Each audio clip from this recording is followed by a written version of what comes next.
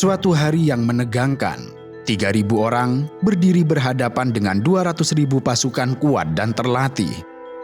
Di satu sisi, kaum muslimin bertandang ke sarang lawan, jauh dari Madinah, tanpa bala bantuan dan tanpa jalan mundur untuk pulang.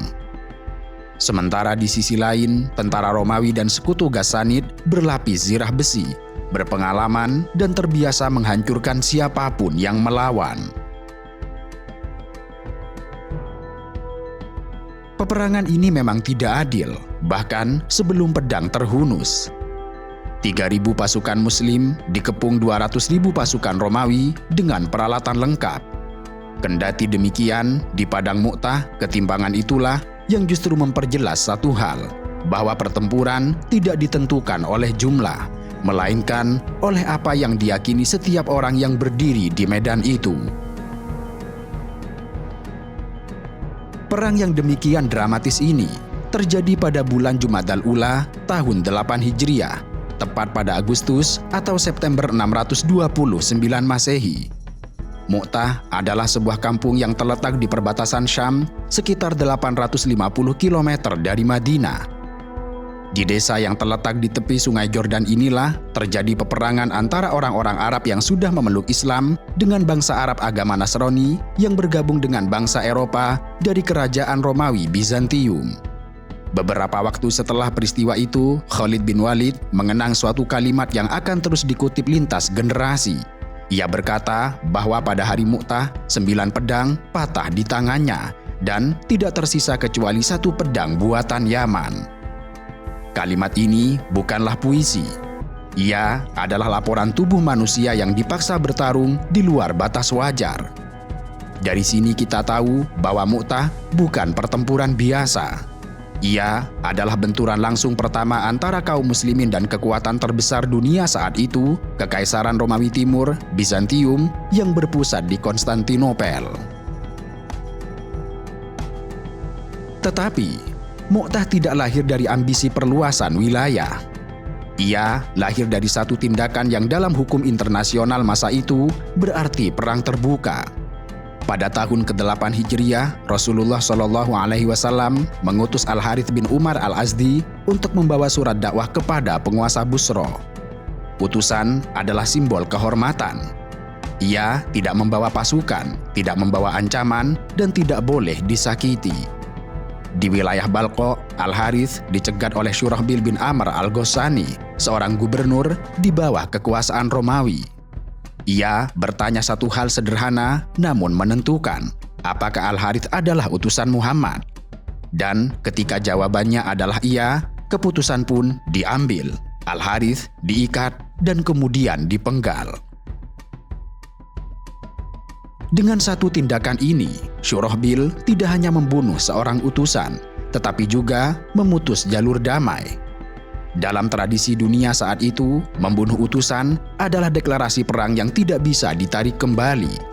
Dan ketika kabar ini sampai ke Madinah, Rasulullah SAW murka.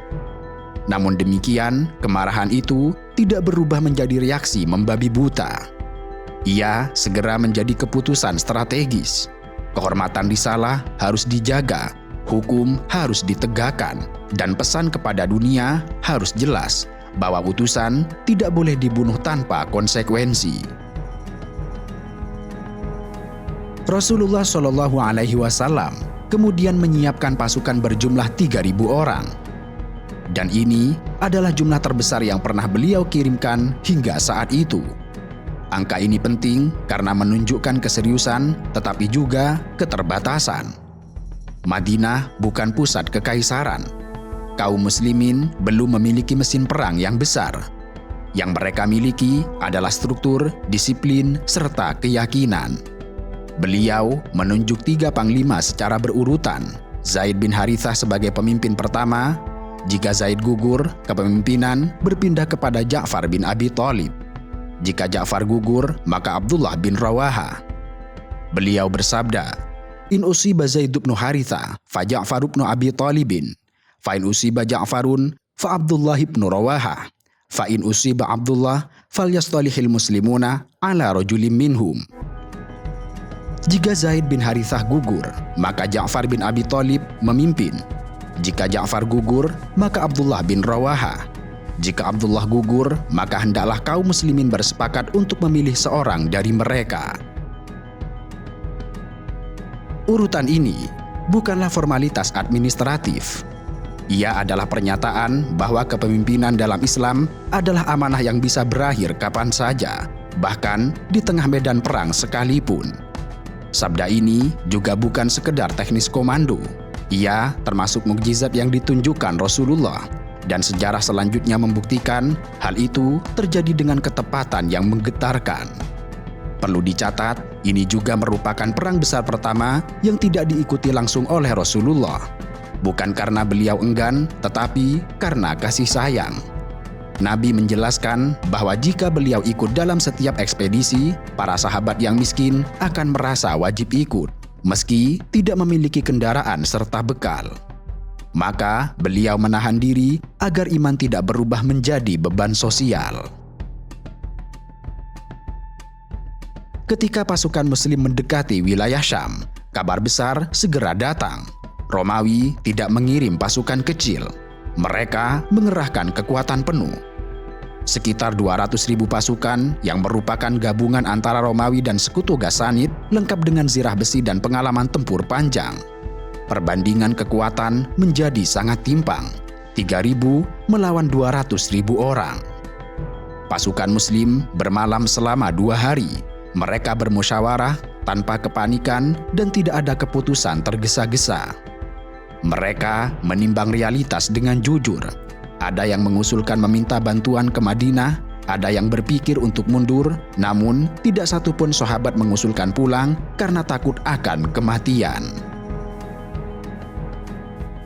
Di titik inilah Abdullah bin Rawaha berdiri dan berbicara. Ia mengingatkan bahwa apa yang mereka takutkan itulah yang sebenarnya mereka cari, yaitu syahadah.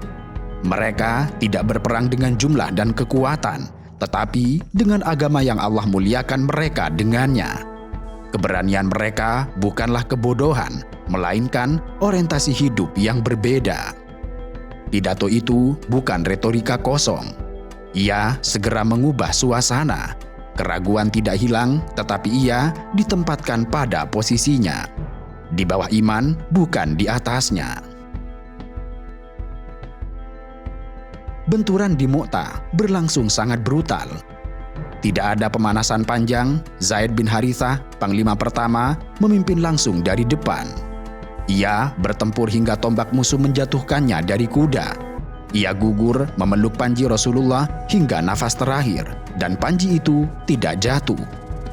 Ja'far bin Abi Thalib segera mengambilnya. Sepupu Rasulullah ini maju tanpa ragu. Ketika tangan kanannya tertebas, ia memegang panji dengan tangan kiri. Ketika tangan kirinya tertebas, ia memeluk panji dengan sisa lengannya, hingga akhirnya tubuhnya roboh dipenuhi dengan luka. Ja'far gugur, dan kelak Rasulullah SAW bersabda bahwa Allah mengganti kedua tangannya dengan 2 sayap di surga. Panji itu berpindah ke Abdullah bin Rawaha, penyair, orator, dan mujahid. Ia sempat ragu sejenak, sebuah reaksi manusiawi ketika melihat 2 panglima gugur berturut-turut. Namun demikian, ia menegur dirinya sendiri.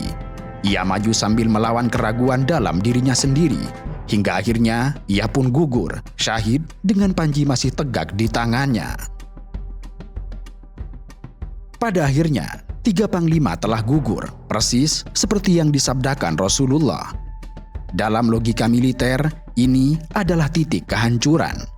Kendati demikian, bendera tidak boleh jatuh, sebab jika panji telah runtuh, pasukan akan tercerai-berai. Namun, justru disinilah babak paling menentukan dimulai. Di tengah kekacauan itu, Thabit bin Arqam mengangkat panji dan berteriak mencari pemimpin. Namun demikian, tidak ada yang maju, hingga ia berhenti di hadapan seseorang yang baru beberapa bulan memeluk Islam bernama Khalid bin Al-Walid. "Khudhil liwa'a ya Aba Sulaiman." Ambillah panji ini wahai Abu Sulaiman. Khalid menolak. Ia merasa tidak pantas memimpin para sahabat senior. Namun, logika medan perang tidak memberi ruang pada kerendahan hati yang berlebihan. Ia dipilih bukan karena senioritas, melainkan karena kecakapan. Bendera kemudian diserahkan kepada Khalid bin Walid. Ini adalah perang pertama yang ia ikuti bersama kaum muslimin. Ia membaca situasi dengan cepat. Ia tahu bahwa kemenangan frontal cukup mustahil. Maka itu tujuannya berubah, menyelamatkan pasukan tanpa menghancurkan martabat. Pada malam hari, Khalid menyusun ulang pasukannya. Sayap kanan ditukar dengan kiri, barisan depan dipindah ke belakang, formasi diubah total. Pagi harinya, debu sengaja dibuat mengepul. Dari kejauhan, Romawi melihat susunan baru dan mengira bala bantuan besar telah tiba. Pasukan Romawi ragu, dan ragu melahirkan rasa takut. Kemudian takut melahirkan mundur, dan dalam perang, keraguan adalah celah. Khalid memanfaatkan momen ini untuk menarik pasukan secara teratur. Tidak panik, tidak tercerai. Romawi tidak mengejar karena mengira ini adalah jebakan. Strategi ini menyelamatkan ribuan nyawa, bukan karena kemenangan teritorial, tetapi karena kemenangan strategis. Di Madinah, Rasulullah Shallallahu Alaihi Wasallam menggambarkan jalannya pertempuran kepada para sahabat seolah-olah beliau melihatnya secara langsung. Beliau menyebutkan gugurnya Zaid, Ja'far, dan Abdullah. Ketika menyebut Khalid mengambil bendera, beliau berdoa, menyebutnya sebagai salah satu pedang Allah. Rasulullah Shallallahu Alaihi Wasallam bersabda, "Tsumma akhadha rayata sayfum min suyufillah hatta fatahallahu alaihim." Kemudian panji diambil oleh salah satu pedang Allah, hingga Allah memberikan jalan keluar bagi mereka. Sejak itulah gelar Saifullah al-Maslul disematkan kepada Khalid bin al-Walid. Tentang Ja'far bin Abi Thalib, Rasulullah Shallallahu Alaihi Wasallam menggambarkan bahwa Allah mengganti kedua tangannya dengan dua sayap di surga. Ia terbang bersama para malaikat, dan sejak saat itu ia dikenal sebagai Ja'far at-Tayyar. Mu'tah berakhir tanpa penaklukan wilayah. Kendati demikian, ia menaklukkan cara pandang. Ia menunjukkan bahwa keberanian bukan selalu maju, tetapi tahu kapan harus bertahan dan kapan harus mundur. Bahwa iman tidak menghapus strategi, dan strategi tidak menggantikan iman. Mu'tah bukan kemenangan militer, namun ia adalah kemenangan psikologis dan strategis. Dunia mengetahui bahwa umat Islam tidak runtuh meski berhadapan dengan kekuatan terbesar di zamannya. Dan dari titik itulah sejarah bergerak ke fase yang tidak lagi sama. Di padang Mu'tah, sejarah tidak ditulis oleh jumlah terbesar, tetapi oleh keteguhan. Dan selama manusia masih bertanya tentang makna keberanian, kisah ini akan terus diceritakan.